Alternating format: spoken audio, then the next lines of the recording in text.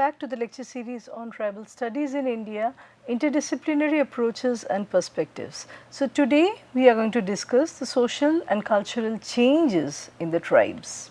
The tribal populations that are inherently dynamic and mobile in their cultural, religious, regional, social, economic as well as political expressions during the transitional periods have faced the imposition of fixed categories by the non-tribals who have tried to study them, and this process has been going on since the colonial and British administrative times, since the British formulated the different frameworks, administrative frameworks, and also the pedagogy, the epistemic violence through the Western viewpoint or the Western standpoint that the tribals have endured is something that we need to look at. So, since the colonial and British administrative frameworks were formulated, they were created by the colonizers, the tribal populations have been suffering certain stereotypes that were imposed on them, and they kind of stifled, or they kind of put into pigeonhole their variegated cultural, religious, regional, social and political expressions. So, we were made to look at the tribes in a certain way thanks to these British administrative frameworks. So, according to scholar and critic Amrit Barla, the tribal people's historical reliance on hunting and gathering for sustenance, a practice that is dependent on environment variability and which embodies a survival of the fittest dynamic, but also an essentially shared community culture, stands very much in contrast with the pervasive influence of globalization. So, globalization is a trend, it is a wave that is originated from the West. Its point of origin or its hub is the Western culture. On the other hand, we have these different indigenous groups, and here we are talking about the different tribal communities in India who are originally hunter gatherers. They are deeply reliant on environmental variability, and they are a community centric people, so they believe in an essentially shared community culture. And these two ecosystems, these two worldviews are vastly different from one another. The tribal people's traditional modes of subsistence are intrinsically linked to the natural resources. So, they consider the water, forests and land as the sustainer or the sources, the resources that uphold their life and lifestyle. So, they are deeply dependent on the natural resources, the different aspects of nature, to the extent that they worship these different aspects of nature as demigods or smaller deities. The tribes are characterized by animistic religious beliefs and a strong internal cohesion that is evidenced in communal living and shared customary practices.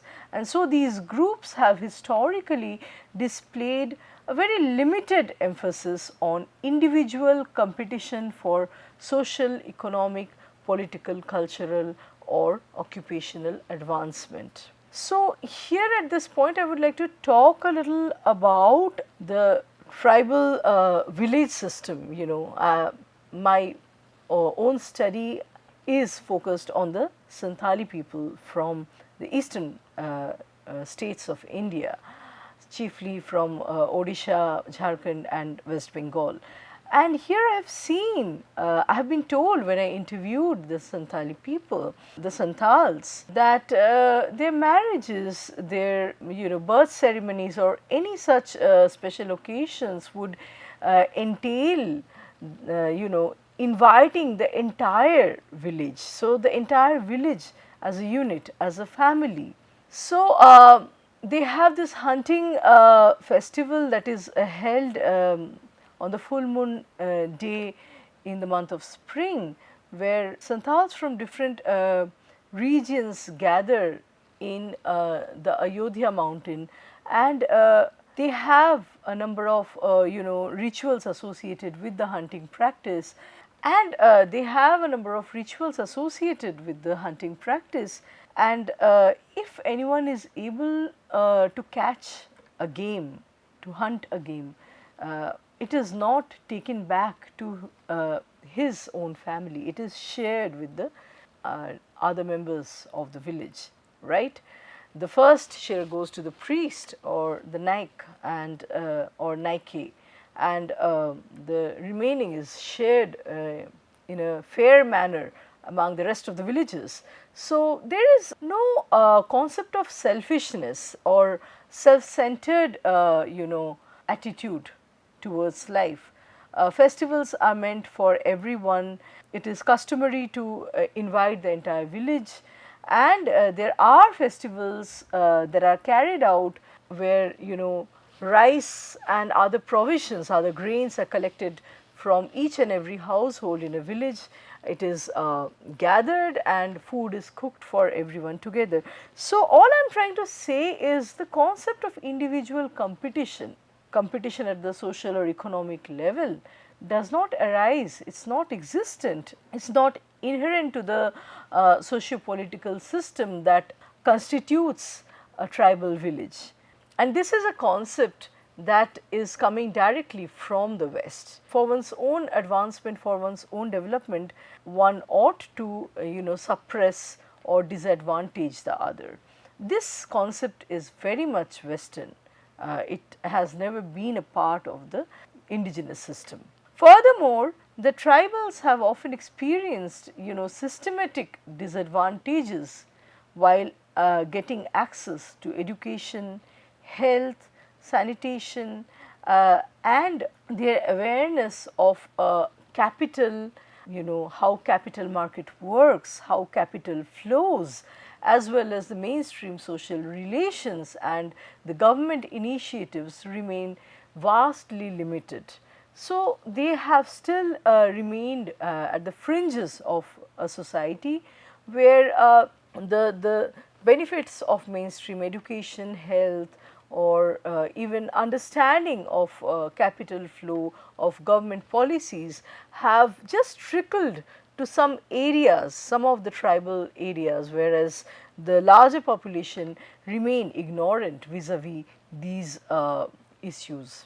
So, globalization as a contemporary phenomenon acts as a significant catalyst for social as well as cultural changes that are brought about within tribal societies, and this phenomenon is informed by the legacies of colonial categorization and reshaping of the traditional modes of life and identity in complex and multifaceted ways. So, globalization has impacted the tribal communities, the different tribal communities existent in Indian society in very different ways. Barla would further observe that situated as a social category that is distinct from the non-tribals or the mainstream, and also very different from the Hindu Varna model, the Hindu caste system model. The tribal populations are frequently marked or identified by their geographical isolation and social exclusion, with a concentration of this population living mainly in the hilly and mountainous terrains. So, what we understand is that their geographical distance from the mainstream Indian society, the mainland Indian culture is symbolic of their cultural distance and the kind of gap, knowledge gap with respect to the different institutions, with respect to the different social practices that are existent in tribal and non-tribal societies, make these people markedly different. Their everyday experiences, their day-to-day lifestyles are very different from the mainland Indian culture, right.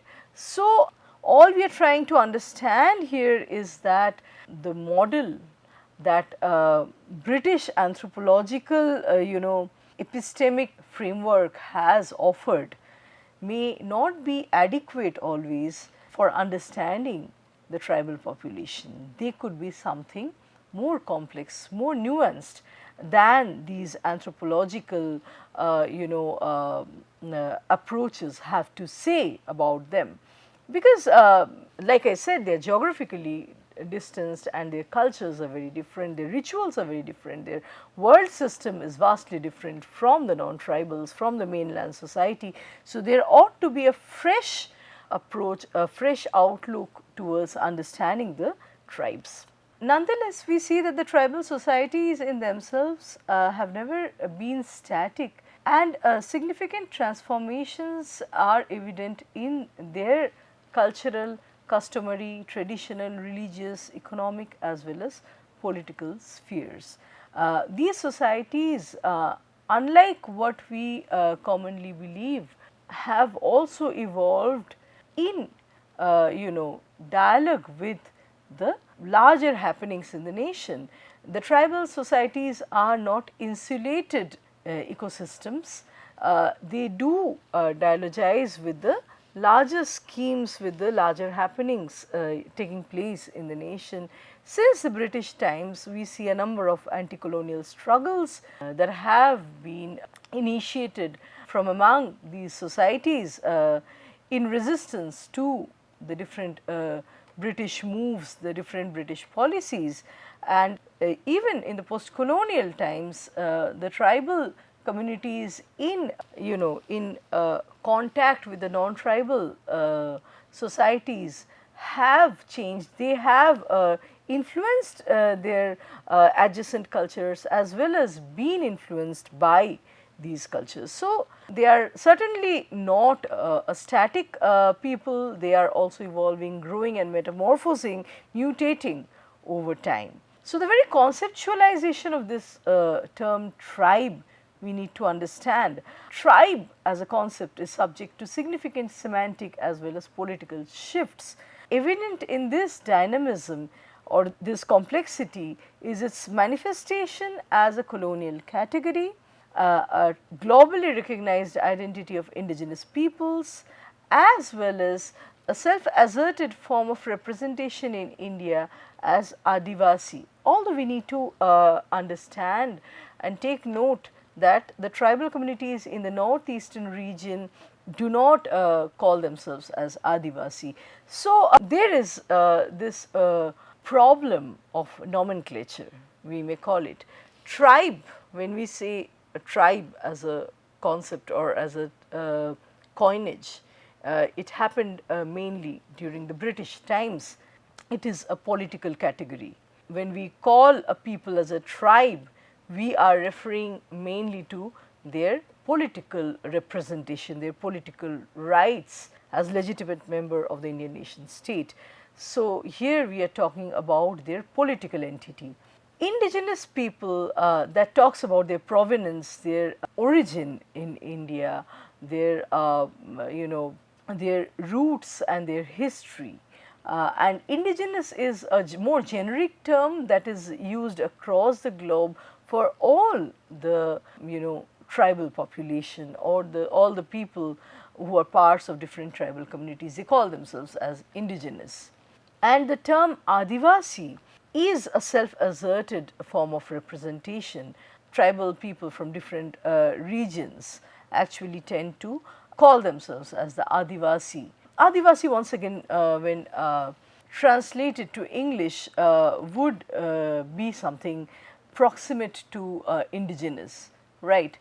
There is another term yet that is in vogue these days, a term called Janjati, but a lot of tribal groups that I have spoken to are not very happy about this term, because according to them it represents them as forest dwellers. So, a Janjati directly describes them as forest dwellers, and it may not be correct in all cases, especially for the urban population, for people who have taken up different kinds of jobs. They have a different kind of a life which does not adhere exactly with the traditional ways of, traditional tribal modes of existence. So, Janjati, once again, according to the tribal populations, is a contested term.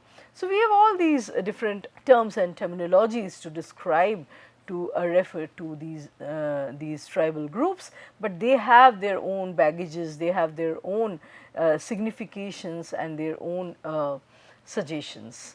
Further, we see that the Indian constitution formally designates this social category as a scheduled tribe or scheduled tribes, thereby highlighting the multifaceted and historically contingent nature of this nomenclature.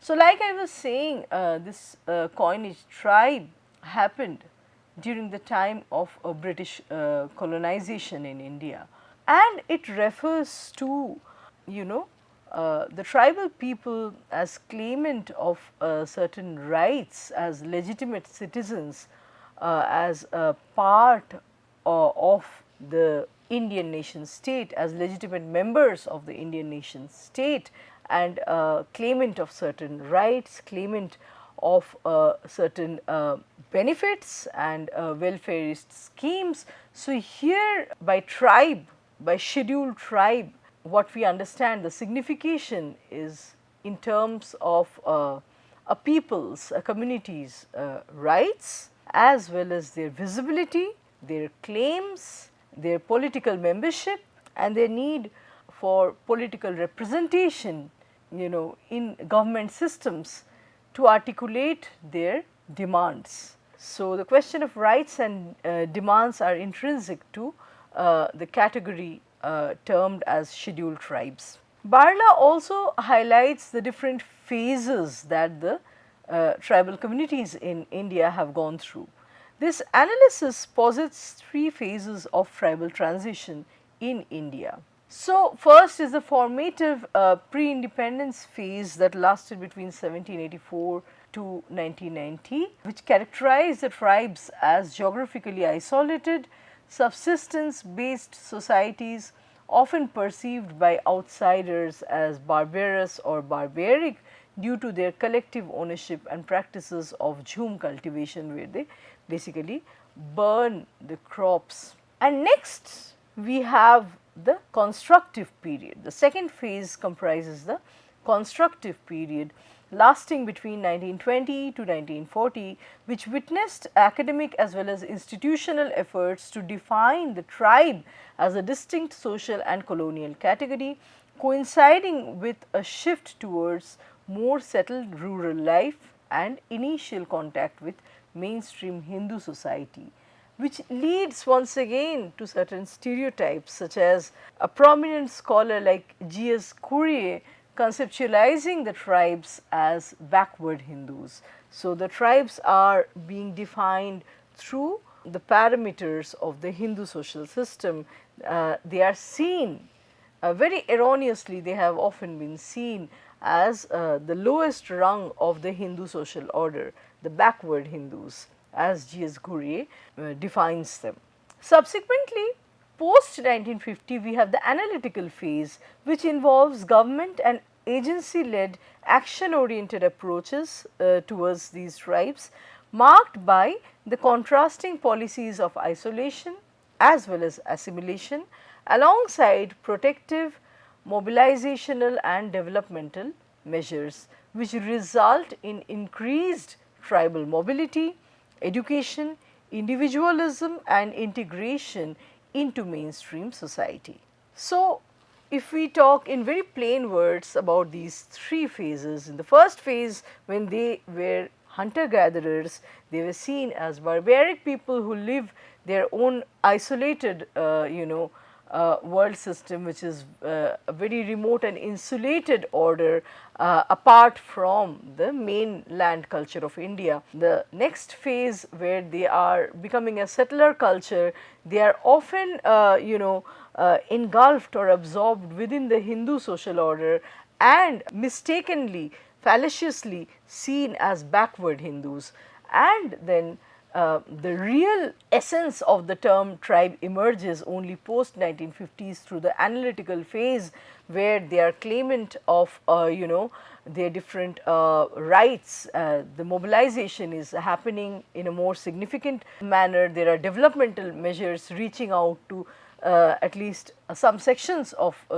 these populations, and there are protective measures which leads to a rise in education, a rise in development and integration of the tribal people into the mainstream society. So, social mobility, when we talk of social mobility, it refers to the transformations within an existing social structure that is aimed at attaining improved circumstances encompassing the socio-cultural, occupational and other dimensions. In the Indian context, the hierarchical caste system facilitates the upward mobility of the lower strata through adoption of various culturally specific mechanisms. This mobility is often characterized as ritualistic rather than driven by factors such as industrialization and westernization. So, in other words, in India, there are so many different scholarly works that subscribe to this idea, that have observed that when a Dalit, when anyone from the lowest rung of the Hindu order, or maybe even the Muslim or Christian orders within the South Asian context, we would say that the caste system as a prevalent practice is available not only among the Hindus, but also among the Muslims and to some extent among the Christians. And the process of social mobility, upward mobility from the lowest rung, happens through adoption of the upper caste behavior. So, Brahminization of the people who have traditionally belonged to the lowest rung, when they start adopting the cultural codes of behavior, they actually internalize the more conservative practices and rituals that are observed among the Brahmins, the upper castes. They become socially mobilized, they escalate the ladder of caste, right. And so, it is this social mobilization, this social escalation happens through an evaluation and a change perceived in a very traditional sense, in a more through more traditional parameters rather than through factors such as industrialization and westernization that have been borrowed from the West. This social mobility that we are talking about here happens through following the traditional benchmark, the traditional parameters rather than the Western parameters. Ultimately, the fundamental impetus behind social mobility is the pursuit of enhanced opportunities for social elevation and the attainment of corresponding status positions. So, behaving like an upper caste enables one to get the similar prestige in society as an upper caste, as simple as that. And a lot of people from the lower rung of Hindu society have tried, have adopted such means towards attaining social mobility. So, while often perceived as less susceptible to change and historically isolated, we see that the tribal communities in India face significant limitations, constraints in terms of social mobility, and they experience differential rates of social transformation when compared to the non-tribal populations. In other words, the reason, the process as well as the consequence of social transformation in any given tribal community may be very different from the other, right. The way one tribal society or one tribal community evolves is very different from another. This is because this is also owing to the mainland political climate, the linguistic dynamics, the cultural dynamics, the way the social institutions work in a certain region, all these factors, all these determinants, shape a tribal community's evolution, its changes and transformations. So, I will give an example. The Santhal community, once again, the community that I have studied through my field visits, shows very different trajectory of transformation or evolution in the three states of Odisha, Jharkhand and West Bengal, because the political climate, the regional dynamics, the social institutions, the role of mainstream or institutionalized religions in these three states are very different. So, the local political climate, the local factors become very important, the regional factors become very important towards determining how a tribal community will transform, or how it will metamorphose to embrace the larger happenings.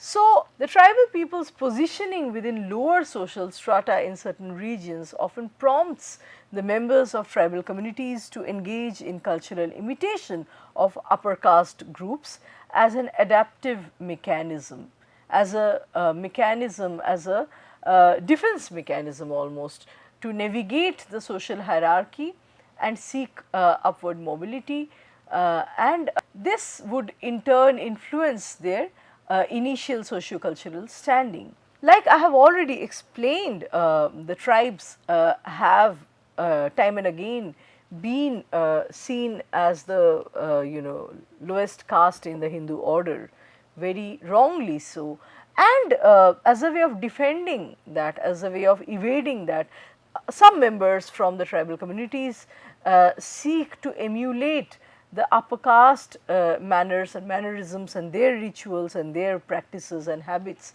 in order to navigate the social hierarchy and seek upward mobility. So, migrant members of the Santhal community exhibit a significant degree of cultural assimilation, as has been evidenced by practices such as the worship of the Tulsi plant and adherence with the Hindu ritual calendar. So, once again an anecdote from my own field visit. I have been to different villages in the Jharkhand state in India, and the villages whose households bear the cross, symbolizing Christianity. They would tell me in interview very interestingly that our religion is Christianity, or sometimes they would say in other parts of Jharkhand, they would say that our religion is Hindu. So, we are not different from the Hindus, but our jati is Santhal.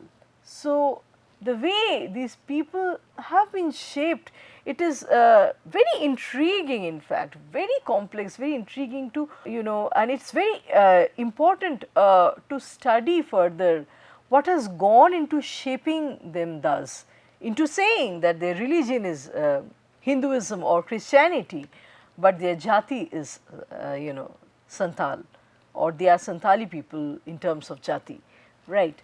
Similarly, we see the pastoral Torah community demonstrates functional integration within the Hindu religious sphere through their provision of milk products for temple services. So, just like the Hindus have a common practice of using milk as a very pure, substance to be offered to God, the Torah community has also started demonstrating similar rituals, because they have stayed in contact with the Hindus for a long time.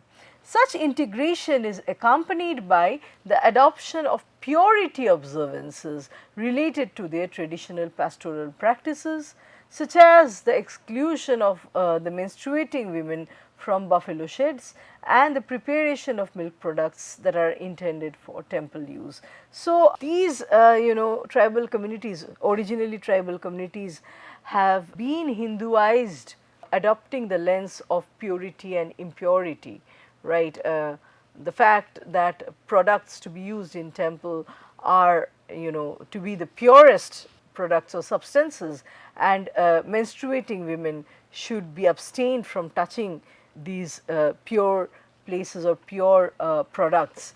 This is a lens that has been essentially borrowed from the Hindu religious practices.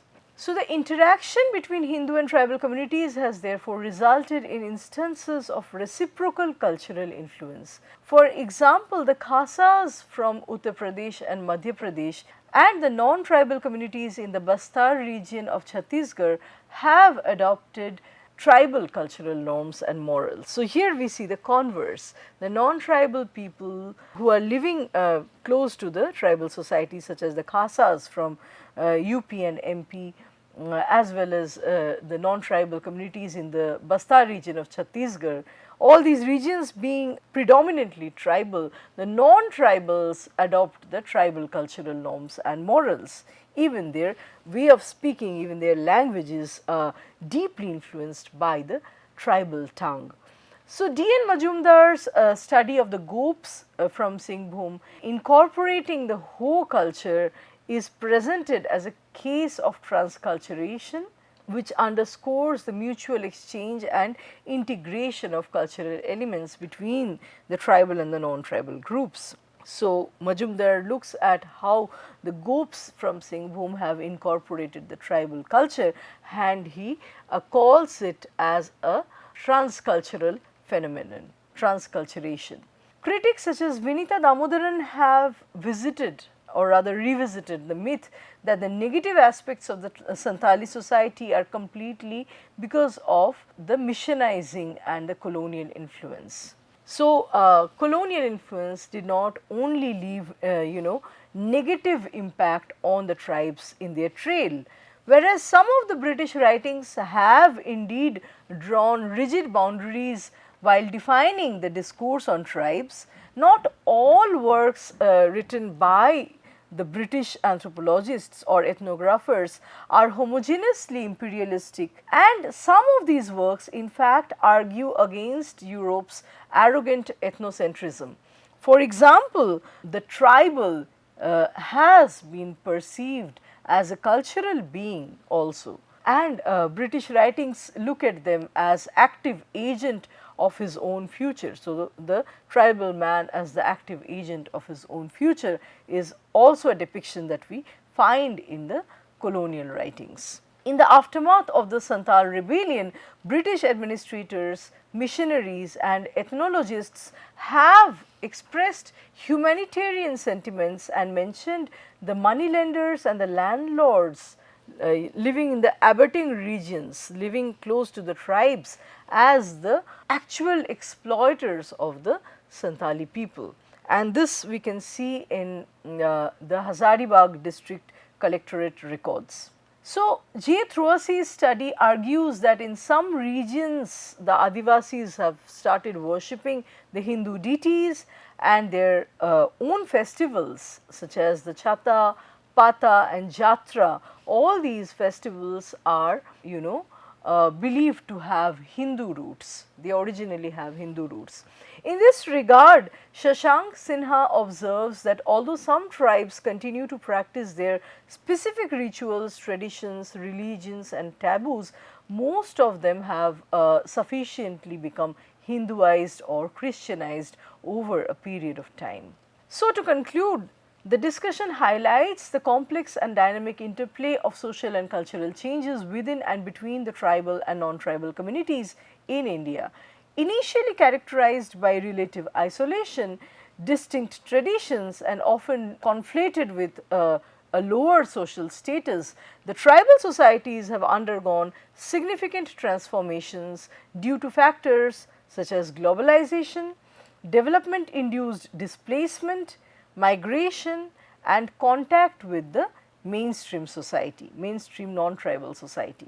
All these factors have led to instances of both cultural assimilation, for example, the Santals adopting Hindu practices, as well as the adoption of tribal cultural elements by the Hindu communities, as in the case of the Khasas and the Gops. So, social mobility among the tribes remains a challenge, often lagging behind non-tribal groups, and prompting some of the tribal communities to start imitating or emulating the upper caste cultures as a means of social movement. However, the very definition and categorization of tribe itself is fluid and contested, ranging from colonial classifications to self-proclaimed identities such as Adivasi, as well as a constitutional term emerging from it such as scheduled tribe, which has the suggestions of rights, claims and need